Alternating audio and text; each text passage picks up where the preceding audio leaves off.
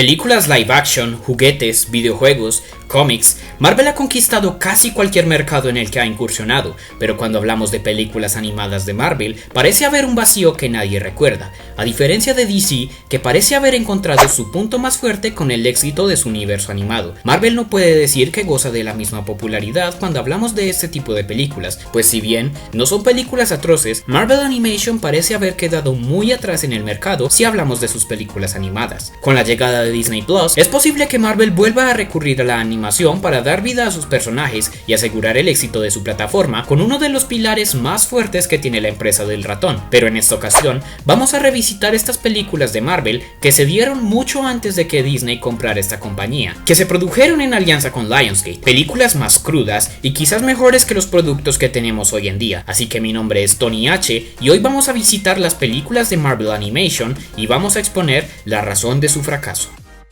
Comencemos por decir que Marvel Animation vio sus primeros pasos cuando Marvel comenzó una alianza con Saban Entertainment y New World Communication Group para producir las tan recordadas series de los 90s como Spider-Man, X-Men, Hulk, Spider-Man Unlimited y Silver Surfer y demás animaciones basadas en las historietas de Marvel Comics, alcanzando un éxito considerable gracias a X-Men y Spider-Man, que fueron sus platillos fuertes. Es entonces cuando una década más tarde, en el 2004, Marvel hace una alianza con Lionsgate para producir 8 películas que conoceríamos como Marvel Animated Features. Más tarde, en alianza con Nickelodeon, se produjeron series como Iron Man Aventuras de Hierro, Wolverine y los X-Men, el espectacular Spider-Man, entre otras. También es de destacar la alianza con Madhouse y Sony Pictures Entertainment Japón, que nos trajo producciones como los animes de X-Men, Blade, Iron Man y Wolverine, miniseries que junto a la película de Iron Man, Rise of the Techniverse y Avengers Confidential le dieron un aire muy diferente al universo Marvel,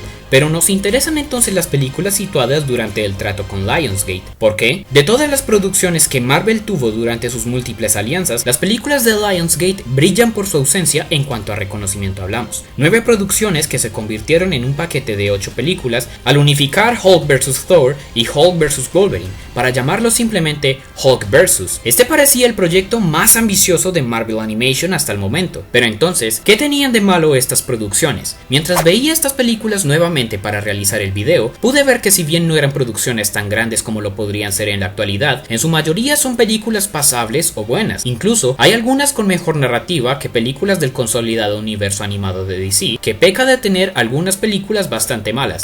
Sí, te estoy hablando a ti, Teen Titans vs. Justice League. Estas producciones nos dieron la bienvenida en el 2006 con Ultimate Avengers y su secuela, Ultimate Avengers 2, el arribo de Pantera Negra. Películas con historias muy sencillas, como será común en estas producciones, pero que desarrollan muy bien lo que nos quieren contar, tomando como referencia a los cómics del universo Marvel Ultimate. La primera de estas dos entregas nos cuenta la historia de la conformación del equipo de los Vengadores, haciendo especial énfasis en el Capitán América, quien es rescatado con el propósito de ser el líder del proyecto Vengadores, para defender la Tierra de una invasión Chitauri, para terminar por luchar contra el imparable Hulk. Calcado de su material de origen en los cómics, en esta primera entrega, Hank Pym adquiere una personalidad de un tipo despreocupado y arrogante, algo interesante teniendo en cuenta sus otras encarnaciones, además de un Iron Man arrogante, pero poco destacable, con una participación sin mucha pena y gloria. Aunque los personajes aquí no brillan en su mayoría debido a su nulo desarrollo, es un film entretenido y con acción, además de un buen ritmo e historia. Su secuela sigue la historia directa de lo que habíamos visto, se centra en una de las historias más populares de los Vengadores y es la integración de Pantera Negra al equipo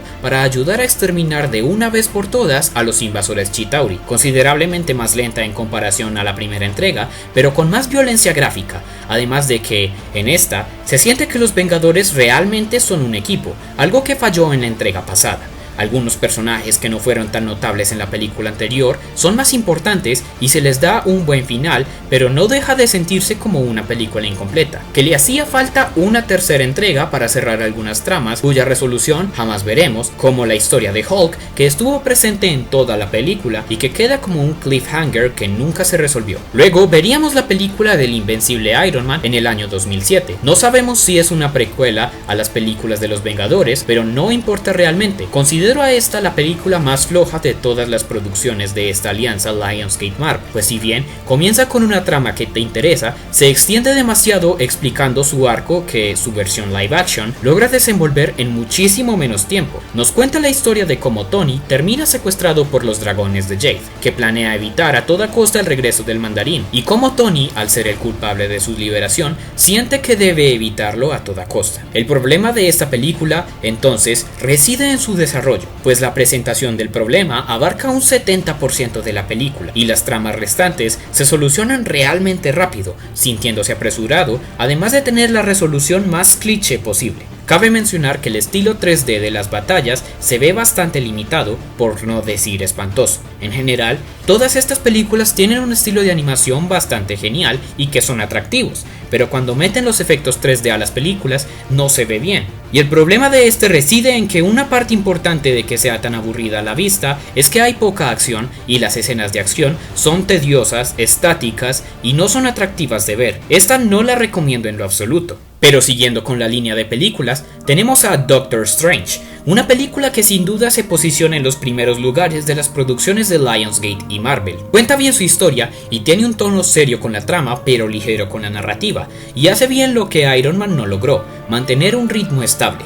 Si bien esta película no cuenta con grandes escenas de acción, lo que nos presentan es una muy buena introducción al personaje y muestra un crecimiento maravillosamente relatado, demostrando que ser una película para niños no significa que debe ser estúpida o con un guión mediocre. De hecho, a pesar de su corta duración, logra relatar muy bien la historia de origen, como Stephen Strange pasa de ser un joven despreocupado a un patán egoísta y cómo finalmente se convierte en el Doctor Strange, bastante similar a su versión live action, y que lo único negativo de esta es no tener una secuela que nos cuente más de esta encarnación del maestro de las artes místicas, pues como introducción es una maravilla de película. Y luego de tener una serie de películas que no sabían clasificarse apropiadamente entre familiares o violentas y la aburrida película de Iron Man, llega una película con un tono familiar y de las favoritas de los fanáticos, Los próximos Vengadores, Héroes del Mañana. La película nos relata cómo los Vengadores mueren tras un fallido intento de detener a Ultron, y cómo Tony se encarga de criar a los hijos de los Vengadores para que, en el momento indicado, se enfrenten a la malvada inteligencia artificial. Esta película tiene muchísimos aciertos, pues es apropiada para los más chicos, pero no es sosa o aburrida para los adultos, además de contar con una trama muy bien relatada que lleva a un desenlace abierto que te deja con ganas de ver más. Además, se destaca el papel de Ultron, que, al menos en medios audiovisuales, es de las versiones más imponentes del personaje. Este fue el Ultron que conocí de chico y el que esperaba ver en la pantalla grande. En la secuela dirigida por Joss Whedon, deja mucho que desear en comparación a esta máquina de destrucción, y cabe agregar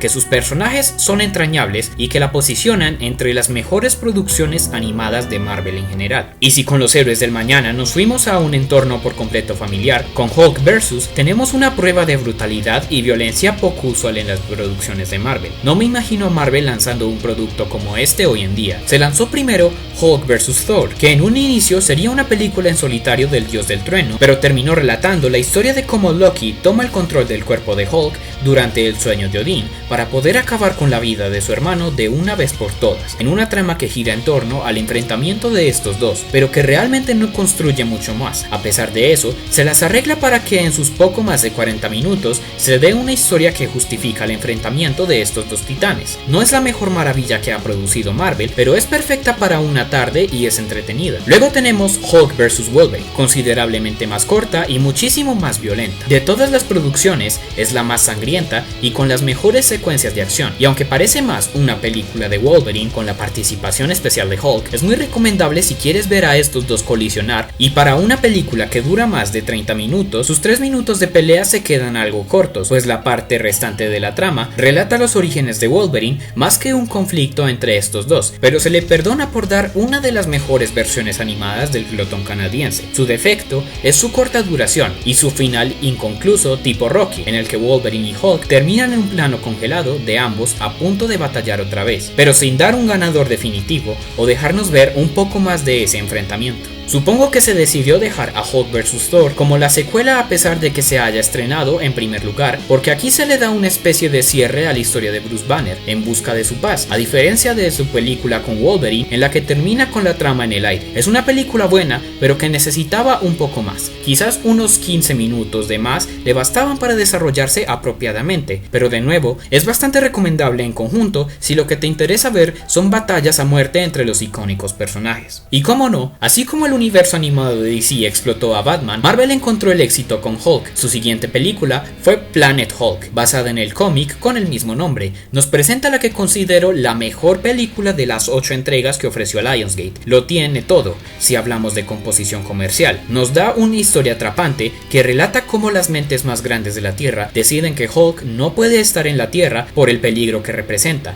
y deciden enviarlo a un planeta lejano donde no puede herir a nadie, pero accidentalmente termina en Sakaar, donde es obligado a luchar como un gladiador para poder vivir. Y es que esta historia es apta para todos los niños, pero es igualmente interesante para los adultos. Nos da un desarrollo no solo de Hulk, sino también de los personajes secundarios, que probablemente son los mejores que podamos ver. Y aunque nos cuentan sus historias en una escena poco sutil, esa escena sirve para ver a nuestro protagonista cambiar sus ideales sobre lo que está haciendo, y deja de ser el monstruo que siempre ha sido para pasar a ser un líder que se redime por sus acciones del pasado. La película tiene una buena historia, buenos personajes secundarios y un crecimiento del protagonista, además todo lo que queremos ver, escenas de acción a lo desgraciado, y un leve guiño a que quizás estemos viendo una posible secuela de Hulk vs. Thor, pero que en todo caso es disfrutable de principio a fin, no solo por lo mencionado anteriormente, sino que también es visualmente maravillosa. Aunque no transcurre en muchos escenarios, se corrigen algunas falencias de color que se hicieron muy evidentes en las películas pasadas. Películas interesantes pero no tan atractivas de ver, implementando colores más vivos y que no abusa del 3D que arruinó a la película de Iron Man. Y si la razón del éxito de esta película fue tener un tono centrado, apto para todos los públicos, probablemente fue la razón del fracaso de nuestra última entrega, Thor: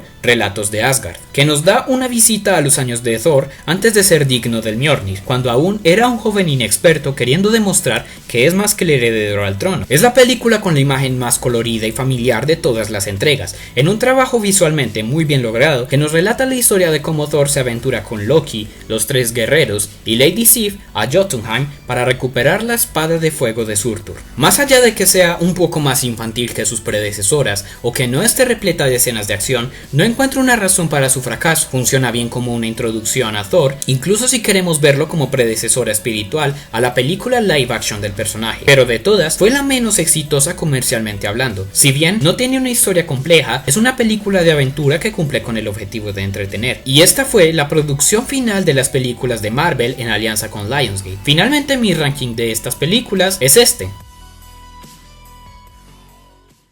Marvel Animation siguió realizando películas animadas, un anime de Black Widow y Punisher, así como un anime de Iron Man, películas que intentan adaptar estos personajes al estilo oriental, pero ya sabemos que si bien Estados Unidos hace lo que quiere cuando adapta material japonés, las producciones niponas también suelen tomarse ciertas libertades al momento de adaptar material de origen occidental, y estas dos películas no terminan por encajar con estos personajes. La mejor de estas dos es sin duda Avengers Confidential, pues al menos trata de crear un argumento coherente para que estos dos sean un equipo y tiene escenas de acción que se ven bastante bien con el estilo de animación del anime. Tuvimos 2 entregas de una serie llamada Héroes Unidos, una de Iron Man junto a Hulk y otra de Iron Man junto a Capitán América, películas en formato 3D que si bien no están del todo mal, son películas olvidables y que no tienen mucho por destacar en los 70 minutos que duran cada una.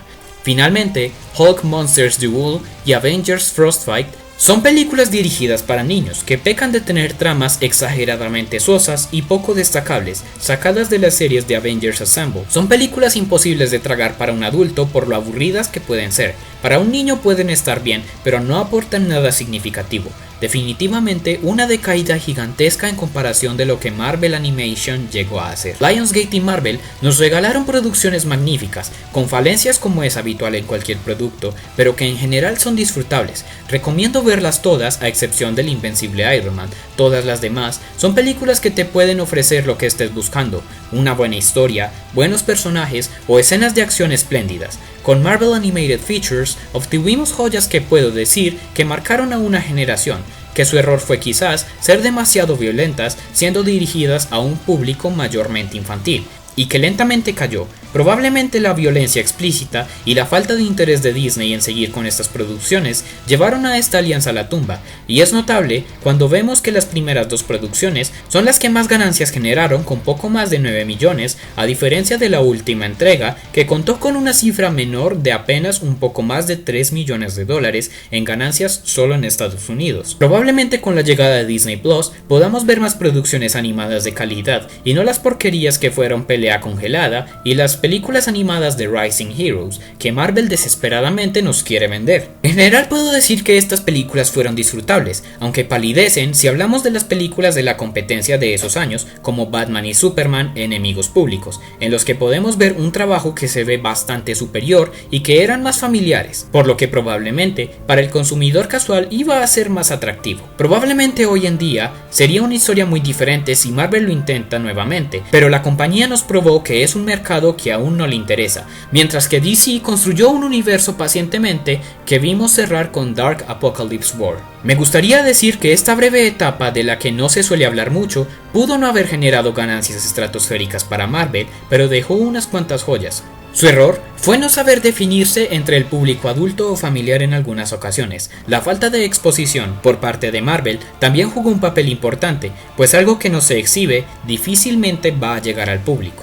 Y es una lástima que no podamos ver cómo concluyen algunas de estas historias, porque realmente daban para muchísimo más, pero sé que al igual que yo, muchos crecieron con estas películas. Al menos conocí a los Vengadores con estas, mucho antes de ver la maravillosa serie de los héroes más poderosos del planeta. Y espero que con la compra de Fox podamos ver nuevas y desopilantes aventuras de nuestros héroes favoritos. Si te gustó el video, por favor déjame tu comentario y deja tu like para que más personas lo puedan ver. No olvides suscribirte y cuéntame qué otras producciones de Marvel te gustaría ver en el canal. Mi nombre es Tony H para #Geek y nos vemos en la próxima.